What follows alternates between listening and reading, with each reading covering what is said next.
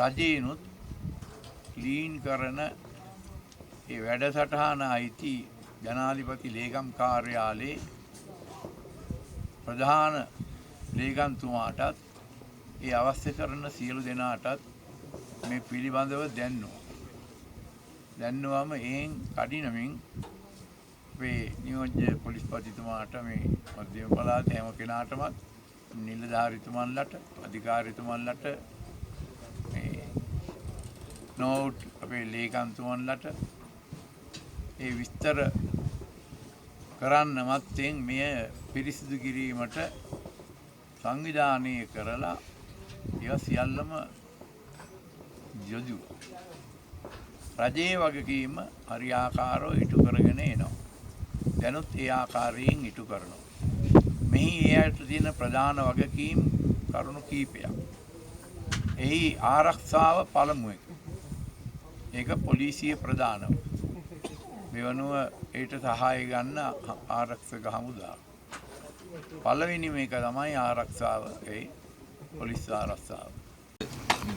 අපිට 25 වෙනිදා කියන්නේ නොවැම්බර් මාස 25 වෙනිදාත් එක්ක නුවරඑළිය දිස්ත්‍රික්කයට සමස්ත ලංකාවටම ඇදහැළුණු අසීමාන්තික වර්ෂාපතනයත් එක්ක ඒකතරම අසීමාන්තික වර්ෂාපතනයක් නොකඩවා දින 4ක 5ක කාලයක් ඇදහැලීමත් එක්ක ශ්‍රී ලංකාවේ විවිධ ප්‍රදේශවල නායම් බහුතරයක් සිද්ධ වුණා. ඒකට නුවරඑළිය දිස්ත්‍රික්කය ගත්තාම අපේ ප්‍රාදේශීය ලේකම් කොට්ටාශ 10 තුලම ඒ වගේ සිදුවීම් හැමතැනම වගේ වාර්තා වෙලා තියෙනවා. සෑහෙන මිනිස් ජීවිත සහ දේපල හානි සිදු වෙලා තියෙනවා. මෙතන දැන් අපි කතා කරන්න යන සිදුවීම ශ්‍රීපාදස්ථානයේ මූලික කරගෙන ශ්‍රීපාදස්ථානයේ හැටන් හරහා ශ්‍රීපාදස්ථානයට පිවිසුම් මාර්ගය වන මහගිරි දම්බි ප්‍රදේශයේ ඇති වූ භූස්ථාවරත්වය සම්බන්ධයෙන් තමයි අද අපි කරුණු පැහැදිලි කරන්න යන්නේ. ඒ භූස්ථාවරත්වයේ සිදුවීමත් සමගම අපි දෙසැම්බර් මාසයේ දෙවනි දින ප්‍රධාන කාර්යාලයෙන් ජාතික ගොඩනැගිලි පර්යේෂණ සංවිධානයේ ප්‍රධාන කාර්යාලයෙන් විශේෂඥ භූ විද්‍යා කණ්ඩායමක් මෙතෙන්ද ඇවිල්ලා විශේෂ පරීක්ෂණයක් සිදු කරා.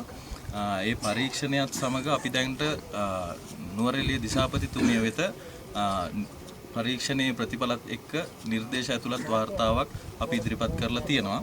එතකොට ඉස්සරහට අපිට මට කරුණු පැහැදිලි කරන්න පුළුවන් එකින් එක ඒ අපි දීලා තියෙන වාර්තාව සහ ඒකේ පදනම් කරගත්ත නිරීක්ෂණ අපි එළඹිච්ච නිගමන සහ අපි ලබා දීලා තියෙන නිර්දේශ මෙතන කියන්නේ හැටන් හරහා ශ්‍රීපාදස්ථානයේ පිවිසුම් මාර්ගය මහගිරි දඹේ සිට ඉහළට කොහොමද අපි භාවිතා කරන්න ඕනේ විශේෂයෙන්ම අපේ ශ්‍රී ලංකාව විවිධ ප්‍රදේශයන් පැමිණෙන බැතිමතුන් ඒ නිර්දේශ වලට අනුව කොහොමද විකල්ප මාර්ග භාවිතා කරගන්න වෙන්නේ එතන අපි ස්ථාවර කිරීම කටයුතු කොහොමද කරගන්න වෙන්නේ කියන මම ඉදිරියට පැහැදිලි කිරීමක් කරන්න. නායක හමුදුරන්ගෙන් අවසර අපි මෙතුමා කිව්වා වගේ ඒ භූ විද්‍යා ගොඩනැගිලි පරීක්ෂණ ආයතනයේ අධ්‍යක්ෂතුමෙක් මේ ස්ථානයට පැමිණිලා සම්පූර්ණ පරීක්ෂාවක් කරලා දිස්ත්‍රික්ක ලේකම් කාර්යාලය වෙත වාර්තාවක් ලබා දීලා තියෙනවා. මේ සිරිපාද වන්දනා වාරය සිදු කිරීමේදී කොහොමද සාමාන්‍ය ක්‍රමයට වඩා සාමාන්‍ය වන්දනා වාරයට වඩා කොහොමද මේ ගමන් කරන මාර්ග වෙනස් විය යුත්තේ කියලා.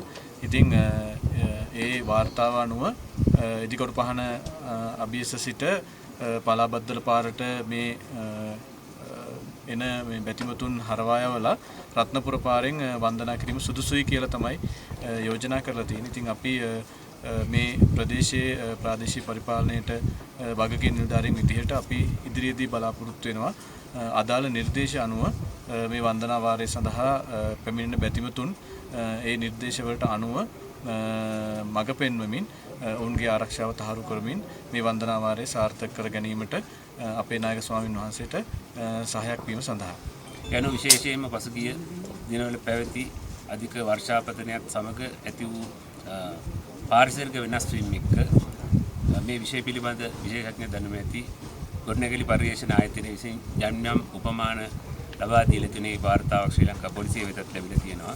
ඒ අනුව ඒ උපමාන අනුව ක්‍රියාත්මක වෙන්න සහ පැමිණෙන බැතිමතුන්ට කිසිදු ඔවුන්ගේ ජීවිතවලට ආරක්ෂාවට තර්ජනයක් නොවන ආකාරයට මේ පහසුකම් සැලසීම සඳහා මෙවර අපි පසුගිය වරට වඩා නිලධාරීන් විශාල ප්‍රමාණයක් යෙදවීමට කටයුතු කරනවා. යන විශේෂයෙන් මහ ජනතාවගෙන් අපි ඉල්ලා සිටින්නේ ඔබගේ ආරක්ෂාව ලබා දීමට අප බැඳී සිටිනවා. ඒ නිසා කාලගුණික තත්ත්වයන් වලදී සිදුවන විවිධ වෙනස්කම් එක්ක ඒ නිර්දේශත් සලකා බලලා ඉවර වෙලා ඔබගේ ඒ වන්දනා කටයුතු සිද්ධ කරන්න අපි ඒ අවශ්‍යතා අනුව ඒ යම් විදියකින් කාලගුණයේ අයහපත් තත්ත්වයන් තිබුණොත් ඔවුන්ගේ ආරක්ෂාව වෙනුවෙන් විශේෂයෙන්ම ඉදිකටුවන පොලිස් මුරපොළ ප්‍රදේශයේ විකල්ප මාර්ගයේ හරහා යම් සීමා කිරීම මහජනතාව කොටස් වශයෙන් ශ්‍රී පාදමලු වෙත යොමු කිරීම වගේ කටයුතු අපිට සිද්ධ කරන්න සිදු වේවි. ඒ නිසා විශේෂයෙන්ම මහජනතාවගෙන් අපි ඒ සඳහා විශේෂ සහයෝගය බලාපොරොත්තු වෙන වගේ මේ ඉතා අමතර කාරණයක ඉතා සංවේදී පරිසර කලාපයක්. ඒ නිසා මේ සංවේදී පරිසර කලාපයේ ඒ තියෙන සංවේදීත්වය ආරක්ෂා කරන්න ප්ලාස්ටික් පොලිතින් රැඟෙනේම හැකිතාක් අවම කරන්න කියන කාරණු කිල්ලීමක් සිදු කරනවා. මොකද හෙට දවස තුල මේ පරිසරය ඔබගේ අනාගත දරුවන්ට ලබා දෙන්න ඔබට සමාජ වගකීමක් තියෙනවා.